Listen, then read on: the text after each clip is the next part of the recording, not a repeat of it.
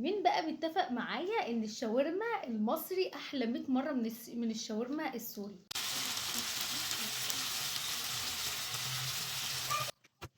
ويلا بسم الله. اول حاجه معايا قطعيه معينه من اللحمه، بتكون من وش الفخده اللي هي لحمه البفتيك. بتجيبيها شرايح كده وبتحطها فوق بعضها وبتقطعيها شرايح جوليان رفيعه. ومعايا بصلايه كبيره او بصلتين، بحط عليهم رشه من الفلفل ورشه من الملح وبسيبهم 5 دقايق.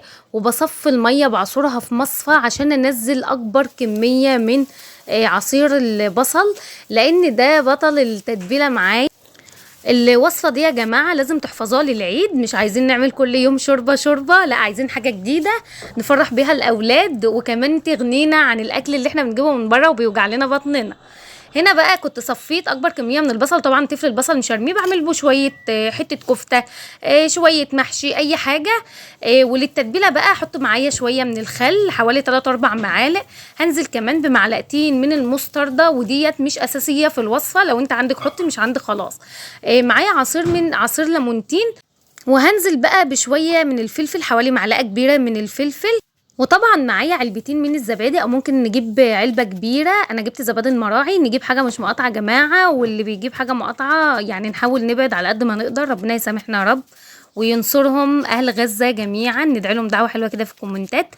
وهنزل بقى بالبطل الاساسي معايا شاورما، تتبيله ويلز للشاورما تحفه. هي دي اللي هتنقلها لي في حته تانية خالص. هحط بقى اللحمه كلها وهقلبها تقليبه، وهشيل الكلام ده كله احطه في التلاجة من 4 ل5 ساعات. ويا سلام لو احنا بيتناه في التلاجة، صدقوني هتاكلوا شاورما احلى من اي شاورما كلتوها في حياتكم. وبكده مش بصراحه مش هنخلي عيالنا تاكل حاجه من بره في العيد. طبعا انت بقى بتقسمها زي ما انت عايزه تعملها كلها بقى على حسب اعداد اسرتك. المكون الاساسي برضو حته الليه دي اللي هتودالك في حته تانية. مجرد ما تسلى كده وتشم ريحتها بتنزلي بالشاورما.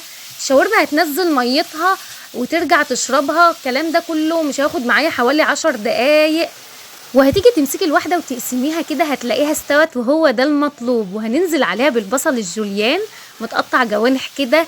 وكمان هنزل معاها بطماطمايه برضو متقطعة. ومفروض كان يكون في بقدونس بس ما كانش عندي. كنت مجهزة طحينة لان اساس الشاورما الطحين. حطيت معلقتين وقلبتهم. واحط طبعا طحينه تاني في السندوتش. وده كان احلى سندوتش كلته في حياتي حرفيا. شوفوا المنظر بصراحه تحفه. ويلا بقى تعالوا ندوق.